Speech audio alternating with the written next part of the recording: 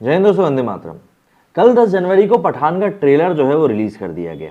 Pathan trailer release होते ही इसको लेकर जो पूरी कंट्रोवर्सी बेशरम रंग गाने के साथ शुरू हुई है, वो सभी कंट्रोवर्सी एक बार फिर से उठ के सामने खड़ी हो गई। दरअसल लोगों का सीधे सीधे तौर पर यही कहना है कि भाई अगर इस मूवी में यदि कोई आपत्ति है तो उसको कैसे हटाया जाए। हालांकि सेंसर बोर्ड भी इसको लेकर एक्शन ले चुका है। कई सारे वर्ड्स के ऊपर कैंची चली है, 2 या 3 सीन्स के ऊपर भी कैंची चलाई गई है, ऐसा बताया जा रहा है, और इसको यूएस सर्टिफिकेट के साथ में रिलीज किया जा रहा है। ऐसे में इसका ट्रेलर सामने के आने के बाद उसके काफ़ी प्यार भी मिल रहा है और लोग वहीं पर सवाल भी खड़े कर रहे हैं।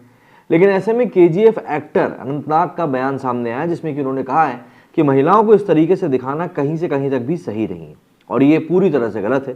साथ ही साथ उन्होंने ओटीटी के ऊपर भी सवाल उठाए। इतनी चर्चा शायद शाहरुख खान के कमबैक को लेकर नहीं हुई जितना कि बवाल उनके फिल्म पठान के गाने बेशरम रंग पर हो गया।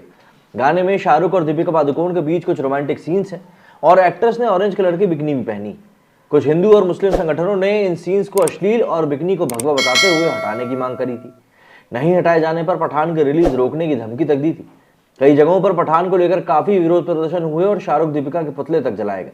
हालांकि अब सेंसर बोर्ड ने 12 कट्स के साथ पठान को रिलीज करने के लिए पास कर दिया है। अब बेशरम रंग गाने पर विवाद पर एक्टर अनंतनाग ने रिएक्ट किया है, जो कि फिल्म केजीएफ में कहानी सुनाते हुए नजर आए थे। अनंतनाग ने एशियानेट को दिए हुए इंटरव्यू में बेशरम रंग में न्यूडिटी कंटेंट और दीपिका पादुकोण के बिकनी वाले सीन्स पर हो रहे विवाद पर रिएक्ट किया। अनंतनाग ने कहा कि अब भारतीय सिनेमा में महिलाओं को इस तरह से दिखाया जाना बंद किया जाना चाहिए। उन्होंने कहा कि यह हमारे देश की संस्कृति का कहीं से भी हिस्सा नहीं है। दीपिका पादुकोण को बेशरम रंग में ऑरेंज कलर की बिकनी में देखकर कुछ हिंदू संगठनों का दावा था कि एक्ट्रेस ने भगवा रंग की बिकनी पहनी और इससे उन्हें न सिर्फ भगवा रंग को अश्लील बताया है बल्कि हिंदुओं की भावनाओं को भी याद किया है। यही नहीं, फिल्म के पठान टाइटल पर भी आपत्ति जताई गई। इस पूरे विवाद पर अनंतनाग ने कहा कि महिलाओं को इस तरह से दिखाया जाना हमारी भारतीय संस्कृति का हिस्सा नहीं। अगर सेंसर बोर्ड की टीम ने अपना काम किया होता तो पहली बात तो विवाद होता ही नहीं। फिल्मों के बारे में तो भूल जाइए, आप ओटीटी कंटेंट देख लीजिए, वहां हर तरह का घटिया और आपत्तिजनक कंटेंट दिखाया जा रहा है।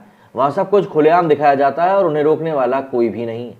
अनंतनाग ने आगे कहा कि भारतीय सिनेमा को बड़े और छोटे पर्दे पर न्यूडिटी कंटेंट दिखाना बंद कर देना चाहिए। ऐसी चीजें हमारी संस्कृति के खिलाफ हैं और इसी वजह से लोगों के बीच में टकराव भी होता है। पठान को सिद्धार्थ आनंद ने डायरेक्ट किया है। फिल्म में जॉन अब्राहम भी हैं। हाल ही में फिल्म का ट्रेलर रिलीज किया गया, जिसे काफी अच्छा रिस्पॉन्स मिल रहा है। इस फिल्म में Shahrukh Khan full fledge role में दिखाई दे रहे हैं और 4 साल बाद पर्दे पर वापसी भी कर रहे हैं।